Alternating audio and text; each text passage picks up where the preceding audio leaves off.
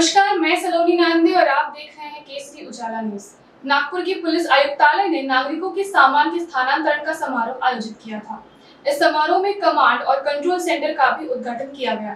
नागपुर के civil lines के police control room में ये कार्यक्रम संपन्न हुआ।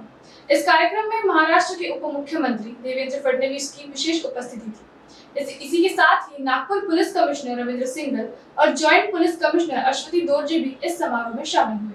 आणि याच्यात सर्व प्रकारचा मुद्देमाल आहे। याच्यात जे वेगवेगळे केसेस आलेले आहेत त्याच्यात चोरी असो, जबरी चोरी असो, घरफोडी असो, तसेच सायबरमध्ये जे आजकाल भरपूर फसवणूक होते लोकांची, तर तोही मुद्देमाल आपण ज्यावेळेस आमच्याकडे कंप्लेंट येतात आपण सेंट्रल पोर्टलवर लगेच त्याच्याबद्दल सांगतो। आमचे जे सायबरच्या पोलीस स्टेशन आहेत आणि तो लोकांच्या जे पैसे गेलेले आहेत तर ते कसे थांबवता येईल आणि ते पैसे कसे त्यांना परत मिळतील याच्यासाठी आमच्या नेहमी प्रयत्न असतो।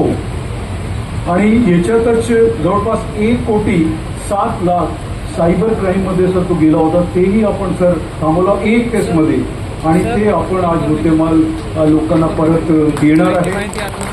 त्याच्यात जवळपास 280 मूळ मालक आहे ज्यांच्या हे आज आपण मुद्देमाल देणार आहे। काही मुद्देमाल कारण सर्वांना जायच्या असेल कारण सर्वांना आपण सरांच्या हातात असते देऊ नाही शकणार, परंतु सगळ्यांच्या जे मुद्देमाल आहे ते आपण सर्वांना देणार आहे। मुद्देमाल इथे आलेला आहे। तर आज जे